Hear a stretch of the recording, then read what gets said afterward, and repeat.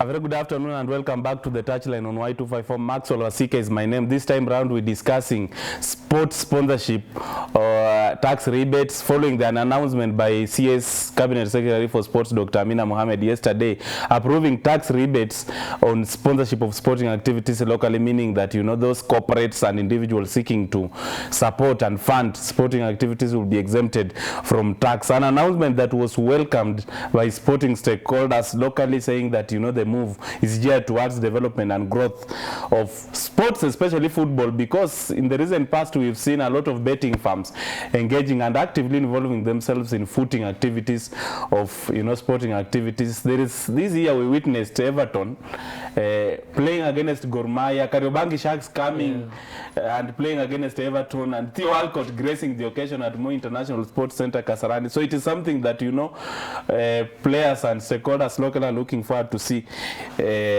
going forward. Salim Waziri, of course, the tournament sponsor of Waziri Super Cup, is still with us, and Samuel Kibe, a football coach of a team playing in FKF Kajiado League, is joining us. Kibe, vipi bana? Fiti sana bro. Kwa salama? Kabisa. Huko Kajiado mpira iko Kajiado? Huko mpira, huko ndio talent imelala. Huko ndio talent imelala? Talent imelala huko. By the way, mashinani ifike huko. Federation wa make sure wanafika interior. Talent zimelala ndani. Otherwise, hii directive ya government ku exempt corporates na individuals wenye wana sponsor sporting activities, especially football, now that way ni football coach, umechukuliaje? Umechukulia to Amina, that is a good move. Juu kwa watu kama sisi from downtown, wale watu tuko chini, hiyo hesabu hata tukipata sponsors, for us it will be of benefit. Vitu mingi zitakuwa zikitusaidia. Juu government hakuna vitu itakuwa ikitax, hata kama ni wale investors ama mtu amekuja kusema na sponsor club. So for us tumeona hiyo it's a good move. Progress. Yeah, it's a good move from Amina.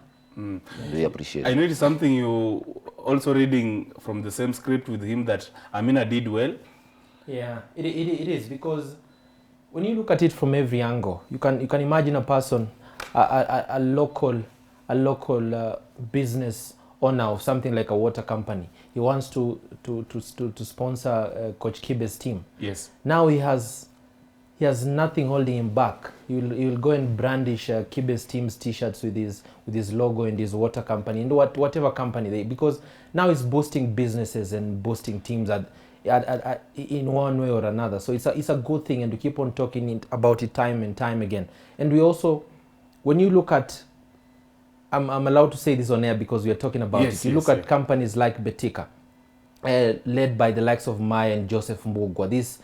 Recently they just came up with a football field at Kayole. If we have all heard about it, is a very good natural ground that they have come up with. So these are the kind of things we have been lacking in Kenyan football for a long time. You look at companies like Mozart Bet, with the likes of Franco Code, the marketing manager and community manager Cyprian Aluda, the kind of work they keep on doing for communities as far as football is concerned. Even with the taxes, they were still doing it. So you can imagine and ask yourself, what will they do now that they're exempted from the sponsorship taxes as far as grassroots football is concerned? So we are, as we have said it time and time again, Maxwell, we can sit here and crucify our federation and our football management in this country, but when they have done something right, we have got to rally behind it and say this is right. And now this is a chance for boys from Kajiado to become like the Erika Paitos, who was one time an MVP, a boy from Kajiado. These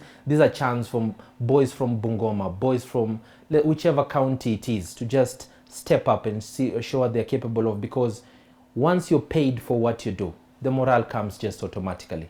And that's how it should be. And that's how it was supposed to be a long time ago. But now that they have come up with the idea and the decision, we're saying it's congratulations from us. And good point you are making, that football haiko tu kule Western. There is a stereotype that football is in Western and at the lake. Alafu ati Kajiado hakuna mpira. But you are a football coach, umeniambia wewe umekuwa under 13, under 17 senior team, sasa ndio mnapanga kutengeneza, and he has mentioned a very critical point of Eric Kapaito. Ametoka huko, tumeona akicheza Kariobangi Sharks akiwa MVP, Sayako Mayolo. Kweli. Hiyo announcement unaona itasaidia vipaji kujitokeza juu watu wakisponsor initiatives zenye they are geared towards, talent nurturing. Itakuwa kitu mzuri sana. Itasaidia sana kwa sababu hata timu mingi zitapata sponsorship. Juu watu wengi hawapendangi eti wewe unatoa kitu yako pale, and instead of iende isaidie yule, imeanza tena kutaksiwa na watu wengine, but of which mimi najua nitaekelea hii cup ya maji hapa, itasaidia bro na itasaidia bro, na kuna watu wengine hawatakata kitu pale, of which kikatwa hatujui mahali inaendanga. Tukijaribu kuangalia hiyo system, it's like ilikuwa poor. Let's hope whatever the government has decided itatusaidia sana, the grassroots football. Talent iko aje huko, vijana una coach au age grade categories wakaje? Vijana nina coach under 11 years, under 13 years, under 15, naweza sema ni wa moto. The future Talent, is bright. The future is bright. They are the Kapaitos. Let me tell you.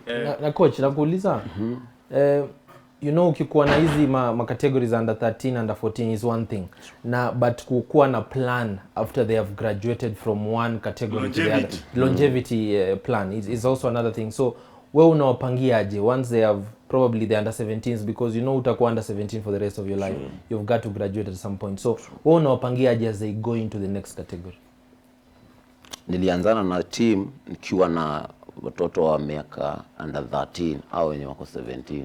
It's my 4th year kuwa nikishughulikia hiyo team, and from that time tukianza na wao, we never do only football. No, niko na team ya over 100 watoto kama 100. Wote wako shule, the eldest wako form 1, and we used to teach them several activities in sports. We used to do biddings, we used to do tunawafunza vitu mingi sana. Hata life skills. Tunafanya poetry. I have a group of boys, my age mates. We do poetry. So hata ukisoma tunaonyesha sincerely education is the key. Kwa shule, piga shughuli yako shule, kuja mtaani tukupigishe zoezi, tuna nature talent, unaweza kuwa fit football, tukiangalia tukikupea bids, unatolea kitu kali kama hii. So na hata tumeanza initiatives zingine. Wale tunaona pia hawataki kujiassociate na sisi, hata tumeleta hata platforms. Tunanua hata masindano za kushona viatu. Wale wako mekuja kusurround ground. Nataka kuwatengenezea shade, wajifunze hata kushona viatu. Balls zetu hatuna balls mingi, huwa tunazirepair sana. Hata ukisikia timu yetu ina need to, but we are thinking of after graduating to senior team, from under 17, we have to have a platform hata yenye tutakuwa tumejisajili naye, hata tunafanya kazi like Downtown Family Fraternity. Wow, that's good stuff indeed. Of course, just a few minutes before 2 p.m. East African time, let's take a short commercial break. Then we will continue with the conversation regarding, tax rebates on sports sponsorship locally, following an announcement by CS Amina Mohammed yesterday. It's sometimes